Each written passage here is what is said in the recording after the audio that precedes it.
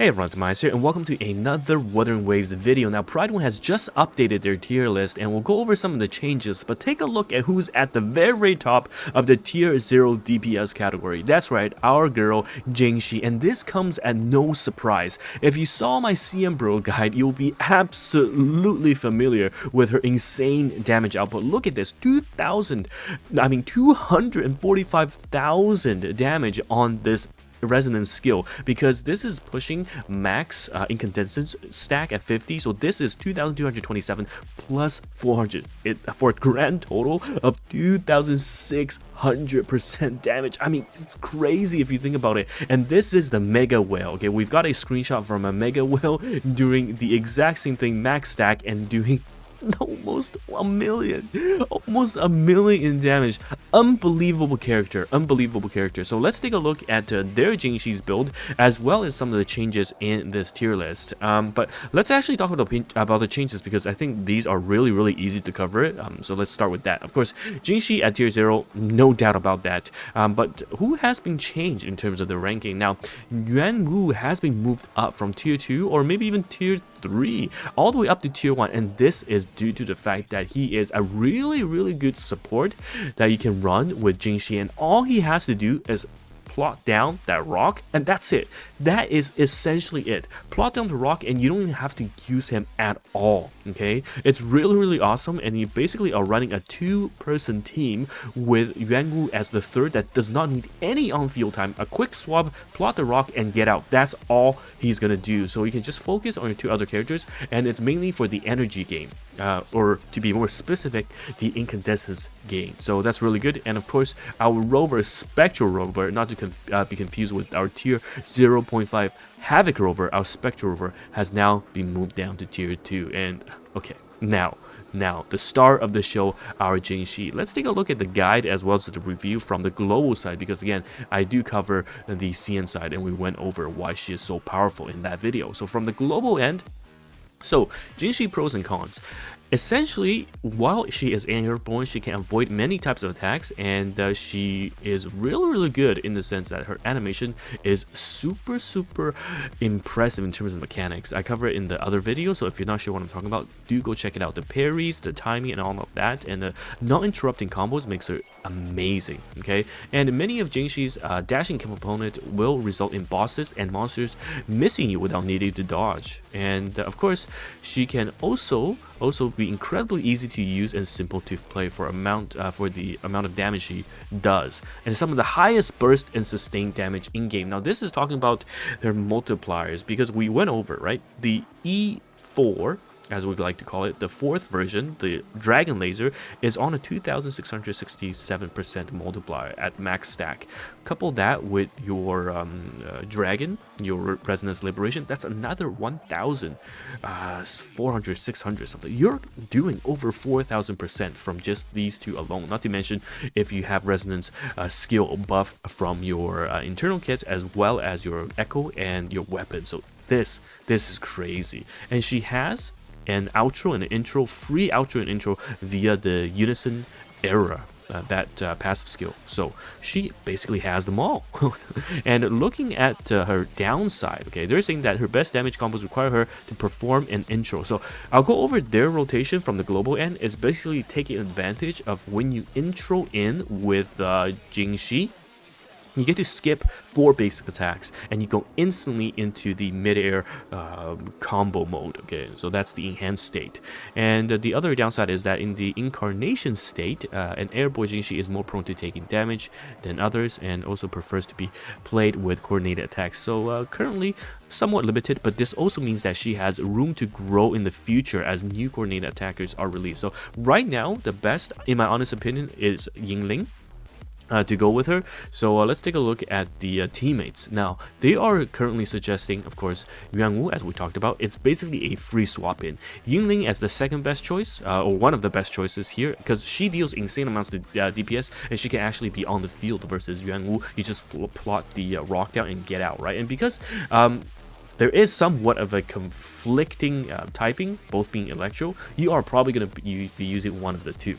Now, Mort is actually super strong because of coordinated attack, and having at S4, okay, S4, he will basically gain additional 7 seconds of duration for the coordinated attacks, bringing up to 17 seconds. So nearly 100% uptime, 100% uptime for the coordinated attacks for the energy, the incandescence energy gain for Jinhsi, which is absolutely insane. And also S6, 20% attack boost is really good. So in my honest opinion, if you have S4 or even S6 Mord, do seriously consider that over Yingling if you don't have Yingling's weapon, for example.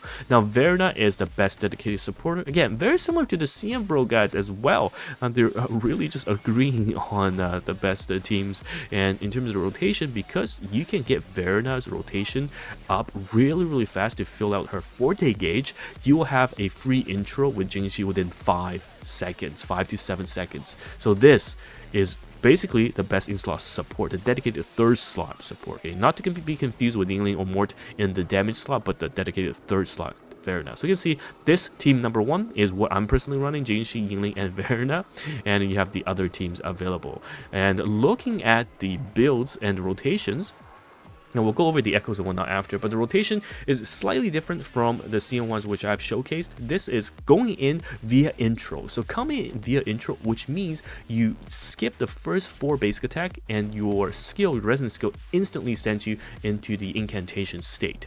So here you come in with the intro, you use your echo, okay, and this is Jue, the dragon echo, and again, it's a summon, so best in slot, buffs your resonance skill and doesn't interrupt anything. You use your ultimate and you use your skill, you go into incarnation state, and then you use your skill, which is Crescent Divinity. You use 4 basic attacks, and then you use your dragon laser, and you outro out, because it doesn't matter if this outro you don't have the forte gauge filled out, because the dragon laser gives you every 25 seconds a free intro outro. So really damn good. Okay, so this is basically your rotation. Now looking at the builds, again, your best in slot is the weapon, to be the Aegis of Harvest. And comparing to everything else, you can see that the 5-star weapon, the standard 5-star weapon, is very similar to GN's limited one. It's because the heavy damage percent is not really helpful to Jinhsi at all. So you're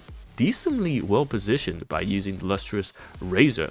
Now looking at the S5 Broadblade and some of the other choices, Helios Cleaver, you're about a 15 to 16% damage loss, and again, those are S5. So at S1, it's looking at a 18 to almost nearly 20% damage loss in comparison. But you know what? It's fine, it's fine. This is comparing to the 5-star standard version, even more comparing to the limited rate up weapon. So yeah, I think personally, if you have the option to pull for the weapon plus her character, do that before you go for the Eidolon. Or not before you go for the dupe, the sequence dupe, because if you take a look at their damage calculation breakdown, right, this is a 15% buff from S1 to S0. But if you look at the weapon, if you are going for the weapon over the Lustrous Razor, it's an 18%. If you look at it that way. So that's what I would do if I were you. Now in terms of the echo, again, we went over this. There's only really one choice, and it's the best echo, the dragon, which is, again, lore accurate as well. 0 on field time, instant summon of the dragon, and buffing that resonance skill damage by 16% for 15 seconds, and with a 20-second cooldown, which means the uptime is absolutely insane. And she, the dragon also applies this damage over time, which builds the incandescence of Jinhsi as well. So overall, it's just perfect. And of course, 4331 is the builder suggesting either crit rate or crit damage with a 2-to-1 ratio, and then spectral attack, and attack percentage. Now the only difference for CN here is that they asked preferably a spectral damage plus attack instead of the usual spectral plus spectral damage in both 3 cost. But these are the breakdown in terms of the echo setup. Ellie, and Ellie attack, and in terms of the stats, you can take a look at here, and I'll just show again the sequence. All right, the sequence calculation, which you'll see this is at S6 2 times the damage of S0, and I guess this is why we have something like this. Absolutely bonkers in terms of the damage come out, and overall I'm very happy. Okay, I'm personally very happy if this is where she stands at tier 0, because I see a lot of people saying that, oh, you know what, we're gonna skip, let's just go for Chanli, and I have GN already, blah blah blah. You know what, she is a magistrate. That's a-okay. She is lore accurately super strong, and I'm so glad I pulled for her and her weapon, and now I have to sell a kidney to get Changli. But jokes aside, very happy with how things turned out, because I did pull her relatively early while getting a Verna dupe in the in between. And for those of you that did pull GN like myself, don't worry, you still need 3 teams for Abyss, okay? And GN will not be so power crept in the sense that his internal mechanics in terms of the mob gathering capabilities, and basically you are in a perma parry mode while you have your ultimate active. So he does really good damage, has perma parry, and also the fact that he's very simple to use. As soon as you use your resonance liberation, you just hold down the left click, hold it down, it'll do your combo for you. It does not get easier than that. So I don't think GM will be just straight up power crept out, but rather, you know, still be a viable option. Everyone else though, yeah, Chanli is coming for you. Oh, anyhow, thank you guys for watching this video. Let me know your thoughts. Do you think she is deserving of this tier 0 status in the DPS ranking? And yes, it's TimaeuSS here, and thank you guys for watching, and I'll see you in the next one.